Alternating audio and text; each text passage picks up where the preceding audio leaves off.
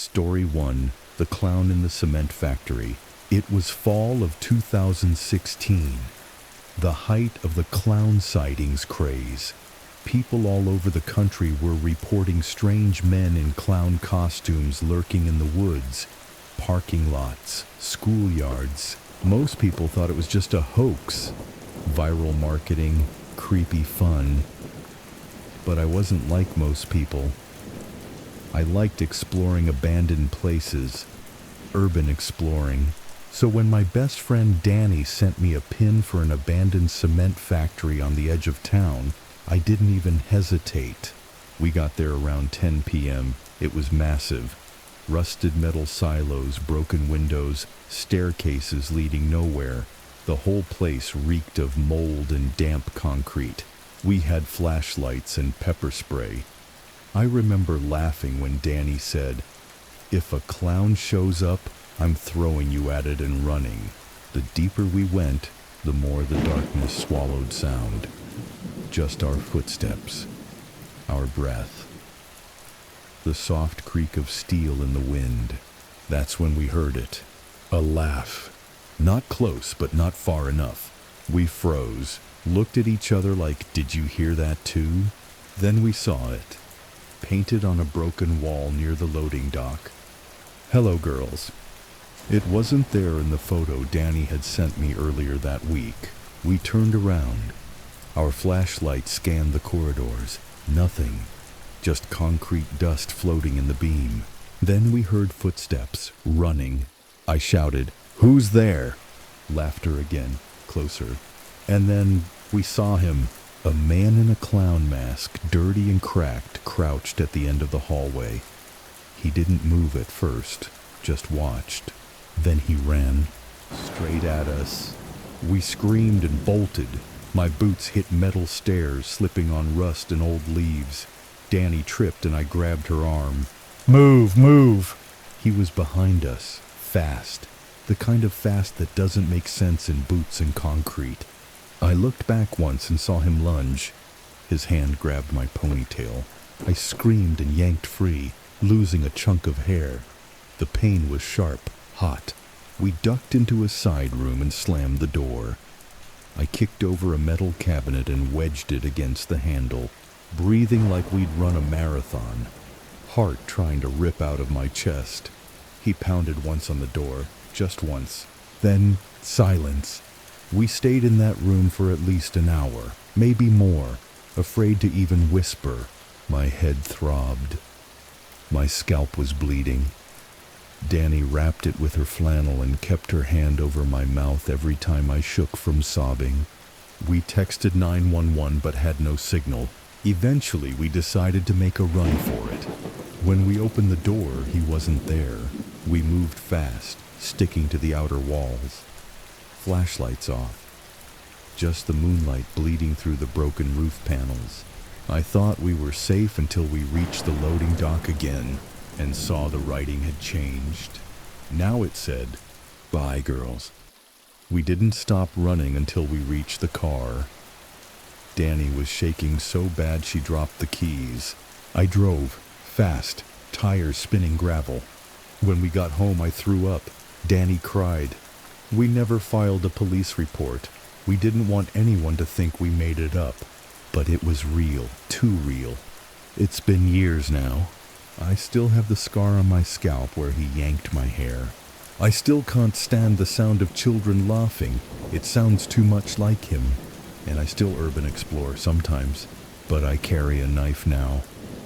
Not because I want to use it, but because I never want to feel that powerless again. People still think the clown thing in 2016 was a joke, a prank. But I know better, because there's one detail I've never told anyone.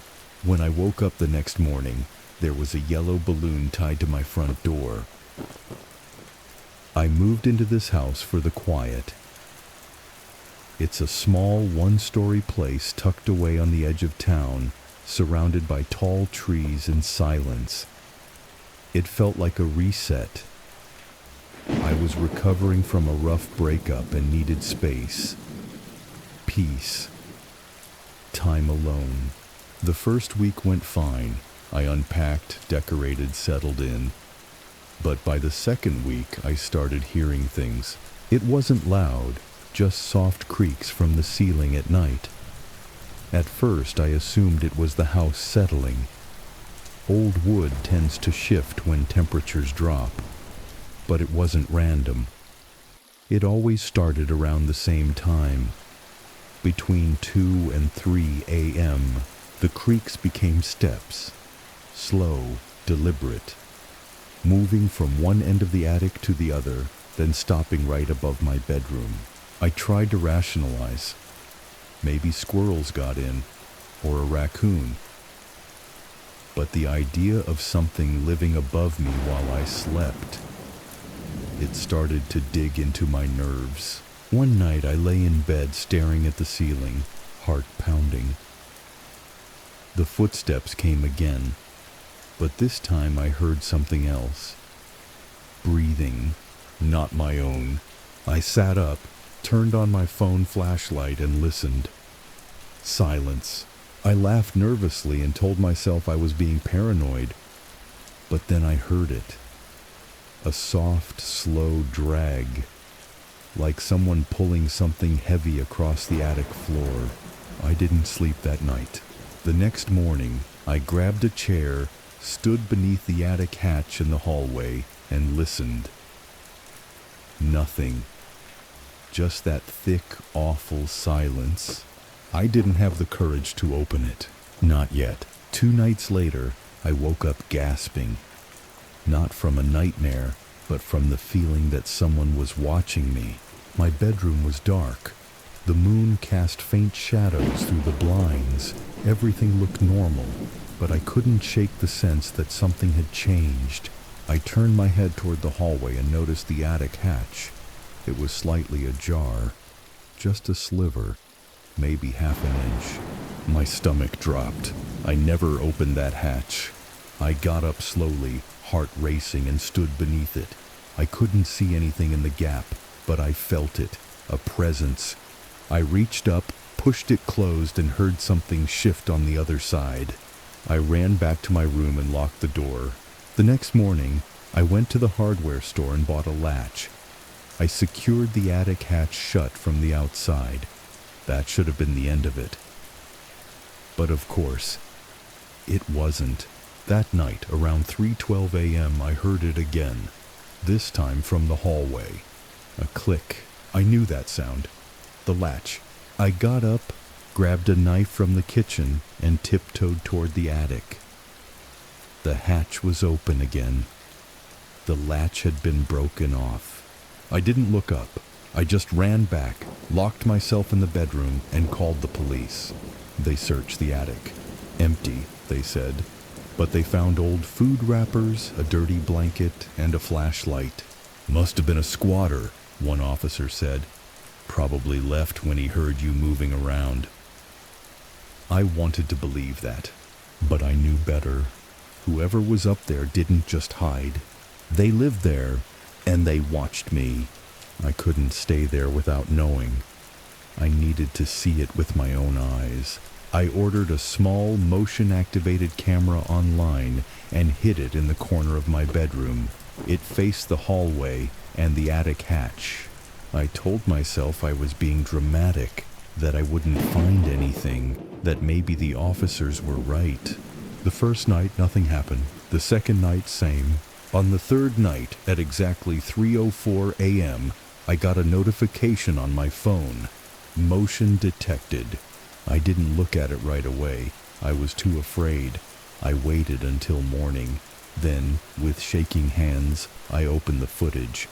The clip started in darkness. My bedroom, me sleeping. Then, the attic hatch slowly opened. A pale, thin man slid out feet first, hanging for a moment, then dropping softly to the floor. He moved like an animal, slow, twitchy. He stood in my doorway for nearly 7 minutes, just watching me. I didn't move. I didn't wake up. I had no idea. Then, as quietly as he came, he climbed back up and shut the hatch behind him. I screamed and dropped the phone. I called the police. Again. This time, they came with a team, weapons drawn. They found him, curled in the darkest corner of the attic, behind some old insulation. He didn't fight. He didn't speak. He just smiled. It's been 3 months. I moved out the next day, left everything behind. The officers told me he'd probably been up there for weeks, maybe even before I moved in. Living in the insulation, crawling down at night, watching. The therapist says I'm doing better, but I still wake up at 3:17 a.m. most nights. I always check the ceiling, always. The worst part? I remember one night, early on. I thought I dreamt someone whispering in my ear. I laughed it off, but now I know he was there, inches away, whispering, watching, and I never knew. Story 2. The bloody stranger in my house. I've never been a nap person, but that day, I was so tired. The kind of tired that wraps around your body like a weighted blanket and won't let go. It was Sunday. Rainy. Gray. I curled up on the couch around 2 p.m. under a fleece blanket, the hum of my dishwasher in the background. I must have drifted off. His name's Michael Jansen, the officer added. Lives a few houses down. When I woke up, everything was silent.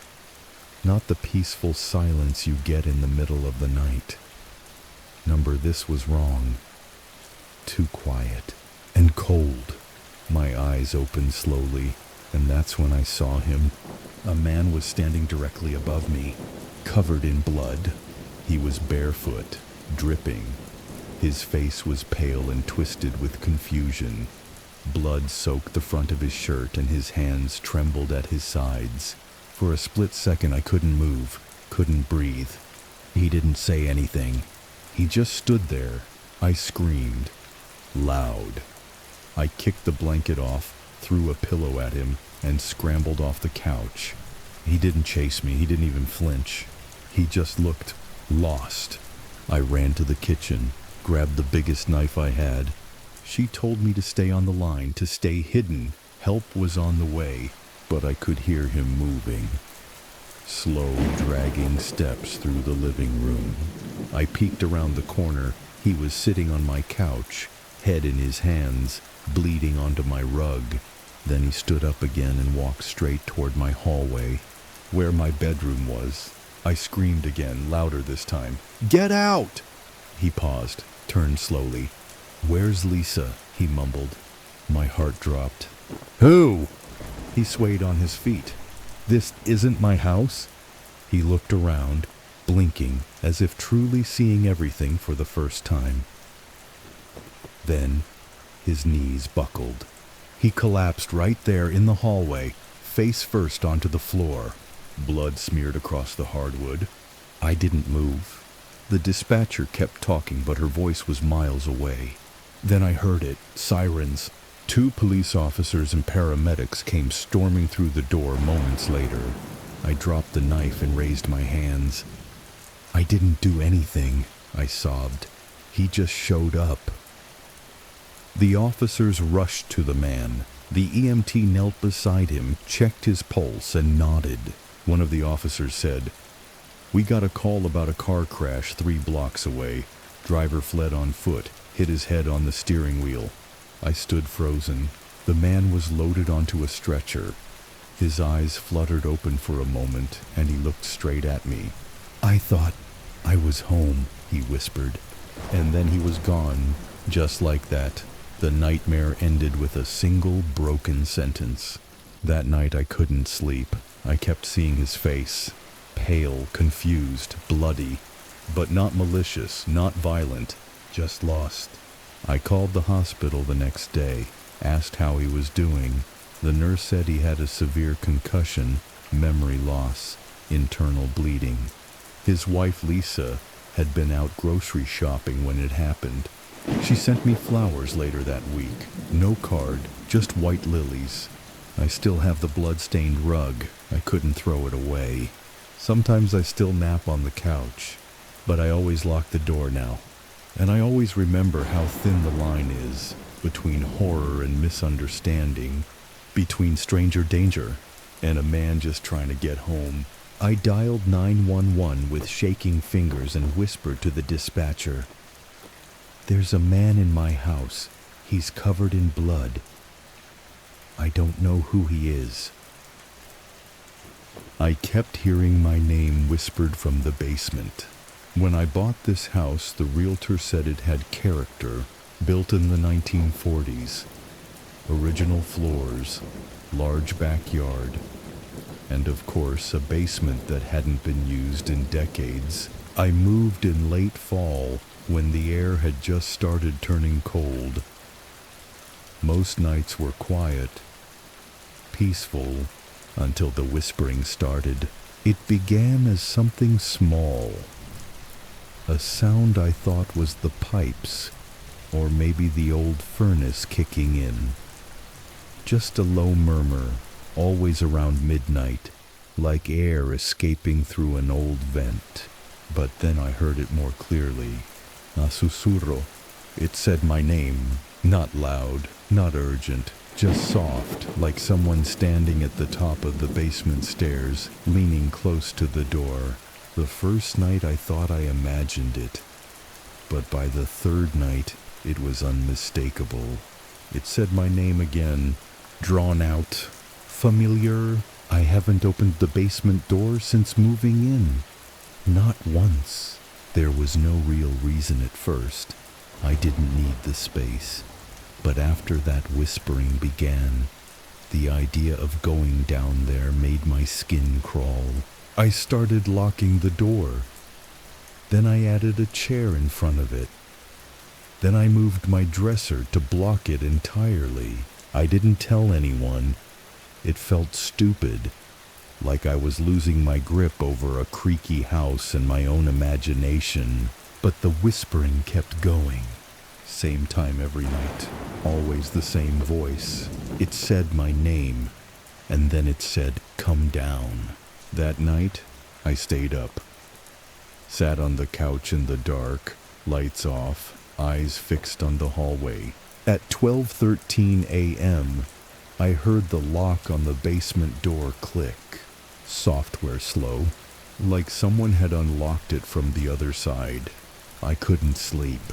I stood in the hallway for almost an hour, watching that door like it might open on its own. It never did. So I moved the dresser, pulled the chair aside, and unlocked the door myself. The smell hit me first. Musty, damp, like wood rot and mold. I clicked on the stairway light. A single bulb dangled from the ceiling below, swaying slightly even though the air was still. I descended slowly. Each step creaked like it hadn't been touched in years. The basement was just as the photo showed. Empty shelves, concrete floor, exposed pipes. No furniture, no boxes. But the air felt heavy. Wrong. I stepped forward, and then I heard it. A whisper from behind me. Right at the top of the stairs, it said my name again. Louder this time. It kept calling my name. I turned fast. No one was there, but something had changed. The light bulb was swaying harder now. The basement suddenly felt darker, as if the shadows had moved closer while I looked away. Then, from the corner of the room, came another whisper. I turned the flashlight toward it. A crack in the wall. Narrow. Barely wide enough to fit an arm through. But deep. Like it kept going. And from inside that crack, something whispered again. The voice sounded like mine. That's when I realized it hadn't been calling me. It had been copying me. It smiled. I screamed. It smiled wider. I ran. Up the stairs, slammed the door shut, nailed it closed. That was 2 weeks ago. The whispering hasn't stopped. Now I hear it during the day. When I brush my teeth. when I turn off the shower, always saying my name. Tick, tick, tick. I'm not going back down there, but I think it's coming up. The delivery driver knew too much about me. I get a lot of packages, that's not unusual. I work from home, I order most of my groceries online, and I have a bit of an Amazon problem, if I'm being honest. So when the same delivery guy started showing up more frequently, I didn't think much of it. He was maybe in his late 30s, always wore a gray hoodie under the uniform jacket, and had this calm, polite smile. Never said more than a few words. Package for you, or have a good day. At first, it felt normal, familiar, comforting even. He was just part of the routine. Then he started using my name. It wasn't strange the first time. I mean, my name's on the shipping label. He handed me the box and said, "Thanks, Emily." I nodded, smiled, closed the door, but then he said it again the next time, without seeing the label. And the time after that, he added, "Hope you're enjoying that new coffee maker." I hadn't mentioned the coffee maker to anyone, and the box he handed me that day was dog treats. For a dog I'd adopted 2 weeks earlier. The kind of detail not listed anywhere in the orders. "Didn't know you had a golden retriever," he said, glancing down at my porch before walking off. I hadn't told anyone that either. My social media was private. I started to feel watched. He began showing up when I hadn't ordered anything. Once it was 8:30 p.m. A knock at the door. I looked through the peephole. Same hoodie, same calm smile. He held a box I didn't recognize. When I opened the door, he looked surprised. "You weren't in the living room like usual," he said. I asked what the package was. He paused for a beat too long, then said, "Oh, wrong address," and left. After that, I noticed my blinds were slightly open when I knew I'd left them shut. My security cam caught someone standing across the street around 2 a.m. wearing a gray hoodie. The face was fuzzy, the body half lit, but the posture was unmistakable. It was him. The last time I saw him was a Thursday. I got home late and found a small box on my doorstep. No label, no return address. Inside was a single Polaroid. A photo of me, asleep in bed, taken from inside my room.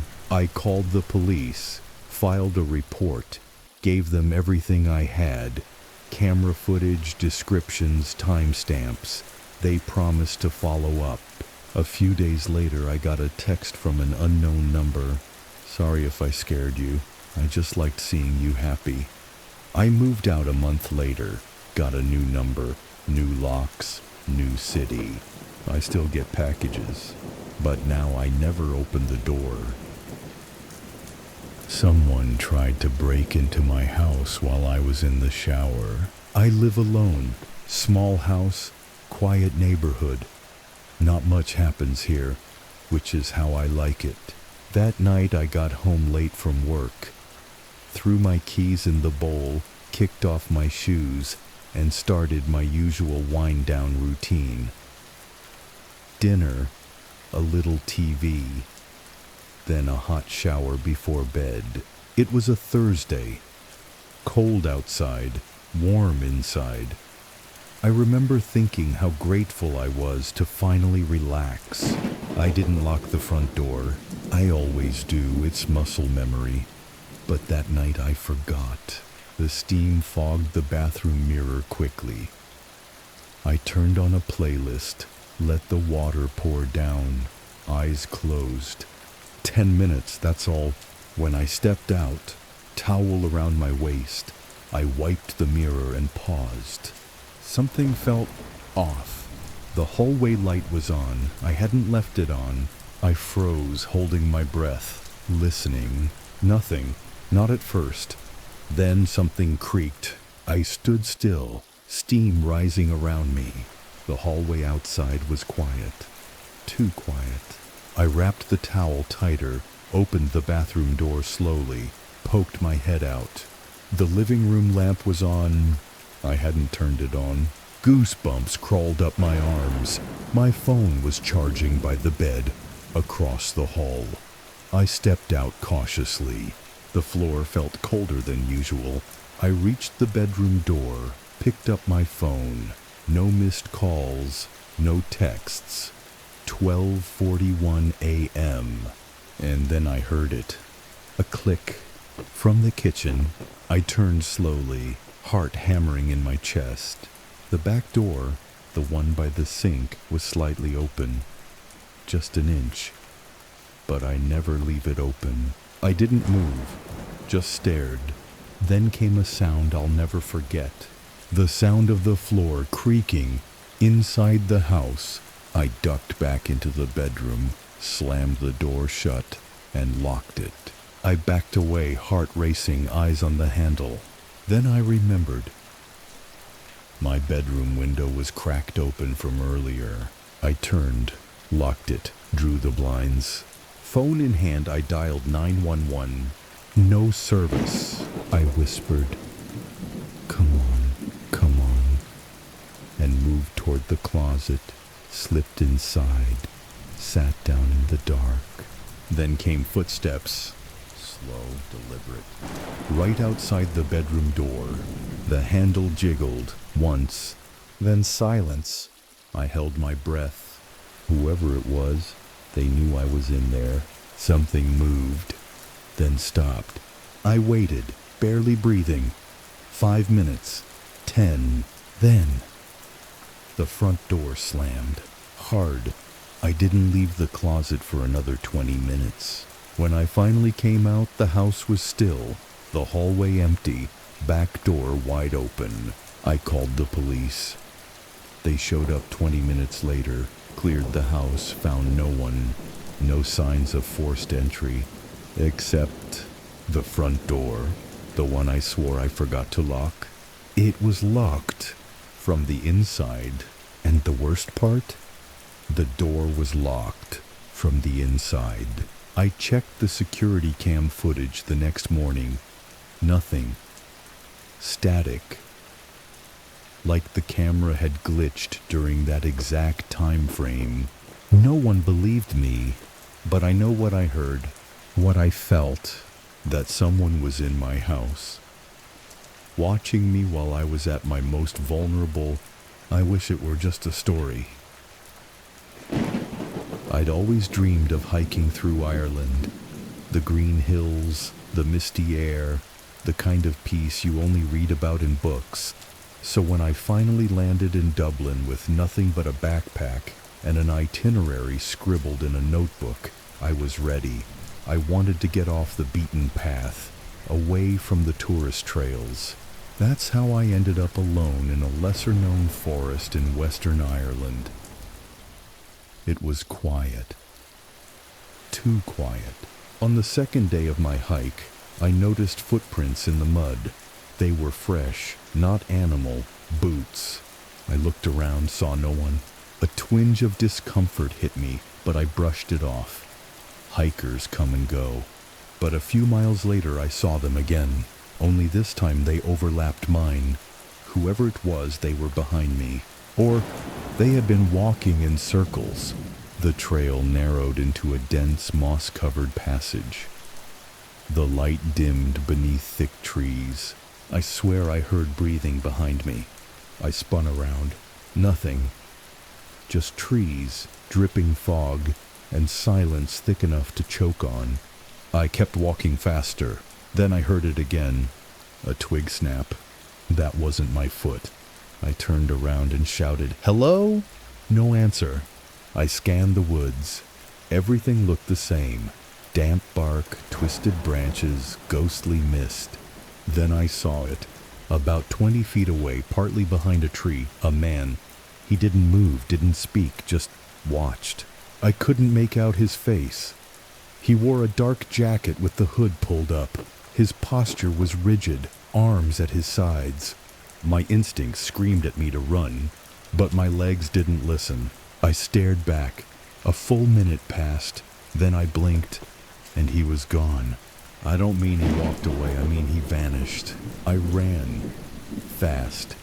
My boots slipped on wet leaves. Branches clawed at my jacket. I didn't stop until the trail split into two. I had no map. I chose left just to get away. 10 minutes later, I found a small abandoned cottage.